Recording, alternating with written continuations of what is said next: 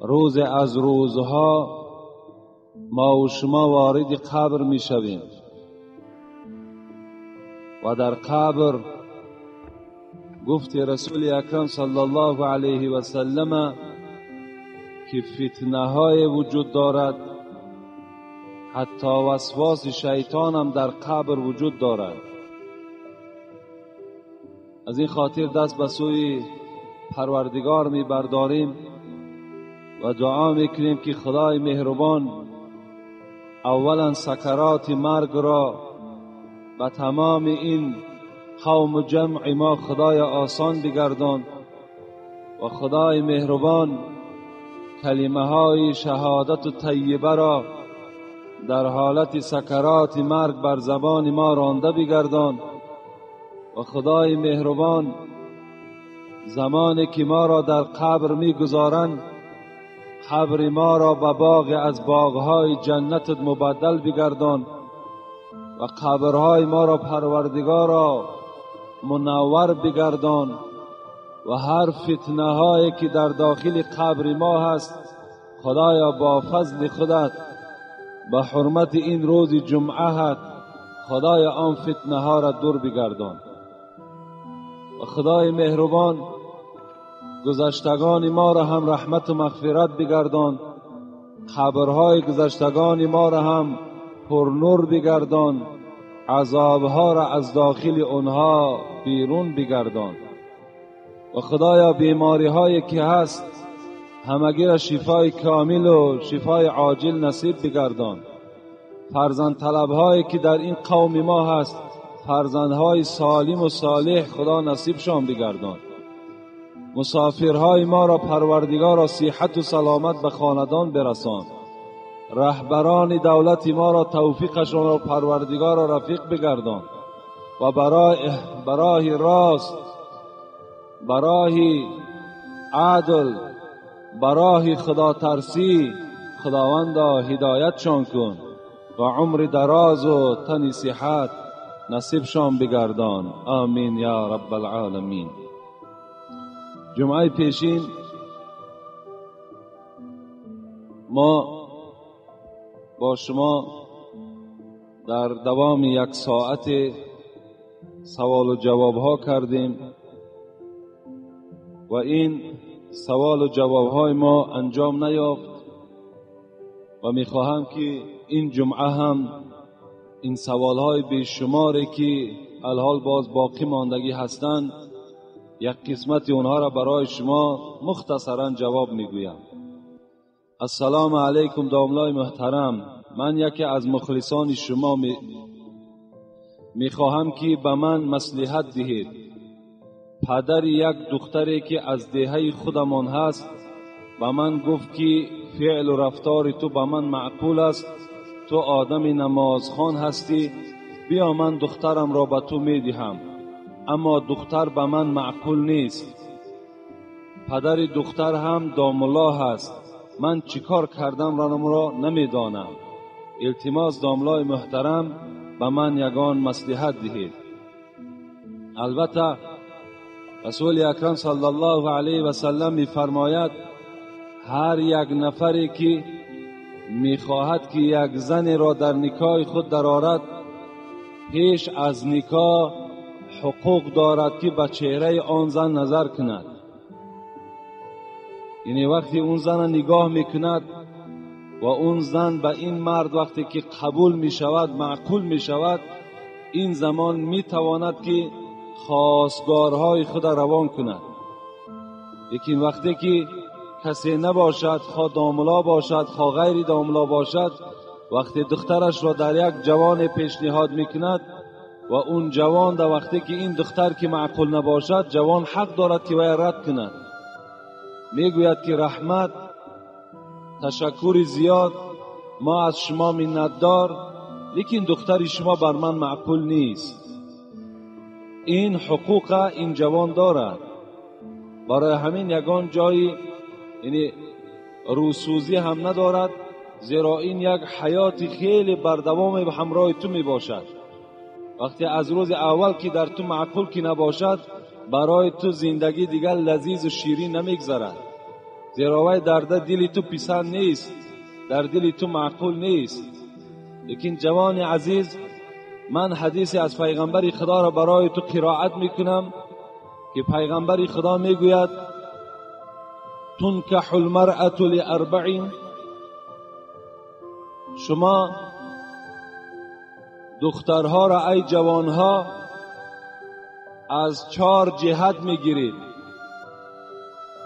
لجمالها ولمالها ولحسبها ولدینها. شما دخترها را از 4 جهت اهمیت داده و در نکاح می درارید. اول، بسیار جوانهایی هستند که فقط جمالدار میکابند. بسیاری از جوانهایی هستند، دوم گفتم پیغمبر، که مالدار میکابند. بسیاری از جوانهایی هستند که دخترهای وظیفه‌دار را میکابند. برادرش وظیفه دارد، پدرش وظیفه دارد. و بسیاری از شما دیندارها را میکابند، یعنی از 4 جهت، خواه مالداری او، خواه جمالداری او، خواه وظیفه‌داری او، خواه دینداری او. لیکن معلم ما، سرور ما به ما و شما چی میگوید؟ فاظفر بذات دین تربت یداک. همه شما جوانها ده من مصلحت میدهم، گفت پیغمبر، که دیندار را بگیرین. زن دیندار را گرفتین برای شما خدمتگار میشوند و خاندان تو پربرکات میشوند. و اگر جمال داشته باشد و نماز نداشته باشد، جمال داشته باشد و از خدا نترسد، جمال داشته باشد و حیا نداشته باشد، جمال او برای تو چی منفعت میبخشد؟ اون جمال بعد 1 سال یا بعد نیم سال اون جمال از چهره وی دور می شود. جمال او ابدی در او وجود ندارد. مالداری هم مثل همین است. به دولت مناز و به محنت ملال. سعدی را خدا رحمت کند. انسان باید به دولتداری ننازد، به کمبغلی هم ننالد. میگه به دولت مناز و به محنت ملال، که این هر دو را زود از زوال. اینا زود هستند که یا آدم کمبغل به دولت می شود یا دولتدار کمبغل می شود. این تجربه حیاتی امروزه ما و شما برای ما و شما درس شد. یک کنایه بود در یک زمانها. هیچ بودگان هر کی شدند، هیچ بودند امروز کس شدند. دولت نداشتند دولتدار شدند. دولتدارها امروز بی دولت شدند. امروز ما و شما دیده ایستاده ایم. حضرت میگد همین است رسم سرای درشت، گه پشتی زین و گه زین به پشت. این رسم سرای درشت، این سرای درشت، این دنیای بی عدل، این دنیایی که ما و شما داریم، این سرای درشت است. این حضرت سعدی میگوید که انا این قاعده دنیا همین است که گاه در پشت زین هستی، گاه زین در پشت تو هست. یعنی این دولتداری و مالداری شما ابدی نیست. برای همین اون مالداری را که ما و شما میگیریم، مال وی زود است که از دست او زوال می شود، می رود. وقتی وی کمبغل شد چکار میکنی؟ باید که وی تو طلاق دهی، زیرا تو برای مالش وی گرفته بودی. ولی حسبها، پدری وی وظیفه داشت، برادرش وظیفه داشت، فردا فرمان برآمد از کار بیرونش کردند، باید وی تو طلاق دهی، زیرا مقصدی تو برای وظیفه داشتن برادری او بود، پدری او بود. دیگر وی برای تو محبوب نمی شود. از این خاطر تعلیم رسول اکرم گوش کن در کار. دیندار، با ستر، با حیا، این برای ما و شما مبارک است. السلام علیکم داملای محترم. با عقیده بعضی اشخاصان میگویند که در مسجد از جانب چپ یا راست ایستادن نمازخوان از جهت ثواب یگان فرقیت دارد. هست حدیث پیغمبر خداست کسی که در طرف راست امام است ثواب آنها بیشتر است. یعنی کسانی که اگر از این جانب می نشینند این جانب طرف راست امام است، اینجا رسول اکرم گفتند ثواب زیادتر است. در داخل مسجد از جانب چپ قامت گفتن یگان نقصان دارد؟ نه، باکی ندارد. از هر جای مسجد اگر قامت برای نماز گویم باکی ندارد. از هر جای قرآن، از هر جای مسجدم اگر قرآنم که خوانده شود باکی ندارد. یک سوال دیگر آمده است که اگر از بین قوم یک کس قرآن خواند و پیش و پس وی آدمها باشد یگان زلال دارد؟ نه، زلال ندارد. از کجای اگر مسجد از قفا است، از بین است، وقتی آیت خوانده می شود این یگان زلال و یگان نقصان ندارد.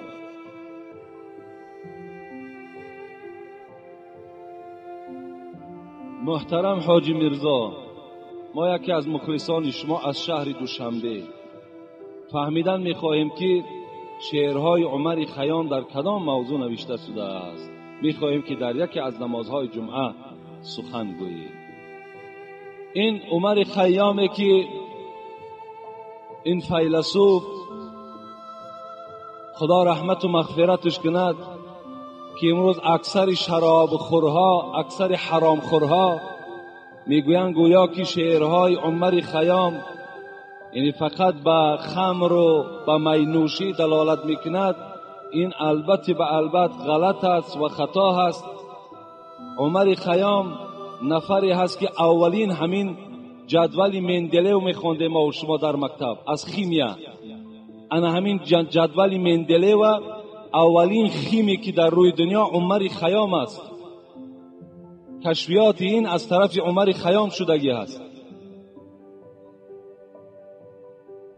این حضرت در باب توحید، در باب خدا ترسی، عشق به پروردگار صحبت‌های زیاد دارد.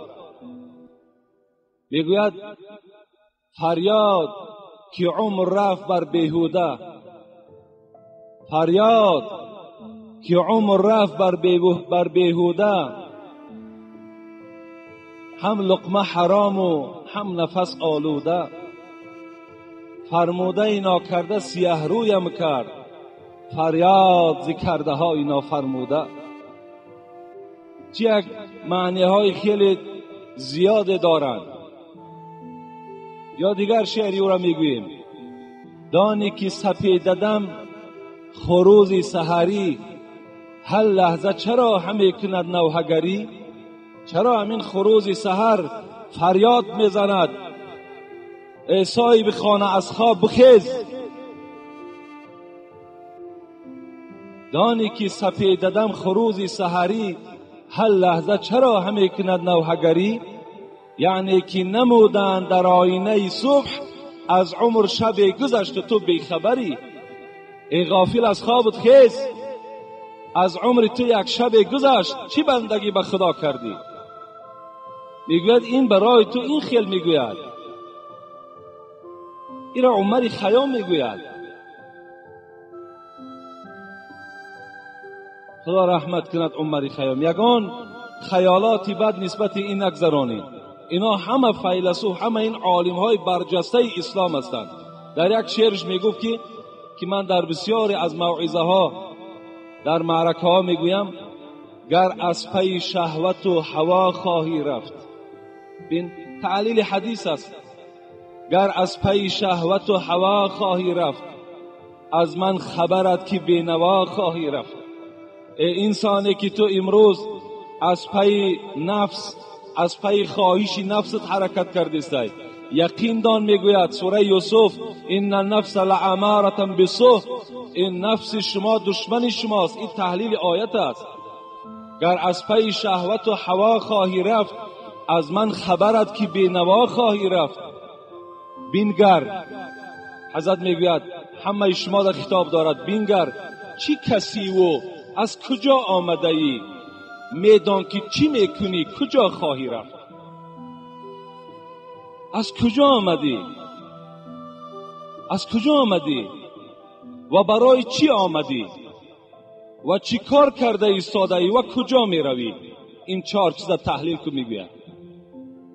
ببین همه شعرهایی هست که فقط به سوی دعوت حقیقت، به سوی دعوت راست ما و شما را دعوت کرده.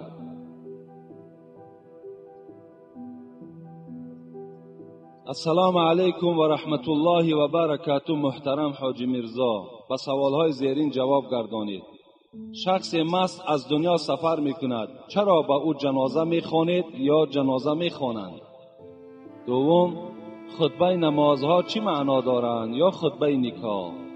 ای خطبه نکاح و خطبه جنازه، خطبه خود از کلمه خطاب است، یعنی خطبه ها هم از سر به سر چه تحلیل های زیبا دارند، چه یک معناهای خیلی بلند دارند، لیکن افسوس که این جمعه های ما و شما یعنی فرصتی او را ندارد، وقتی او را ندارد که ما هر یک دانه خطبه را برای شما تحلیل کنیم، از جهت نرسیدن جای، از جهت در بیرون بدن مردم.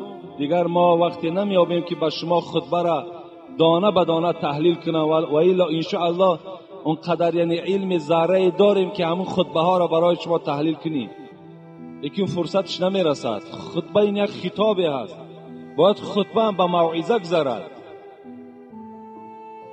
لیکن آدم های مستی که از دنیا میگذرند، چرا جنازه میخوانید یا میخوانند؟ در اصل ما چندین آدم های مست جنازه خواندیم، چندین آدم هایی که از گیرین مرده بودن جنازه خواندیم،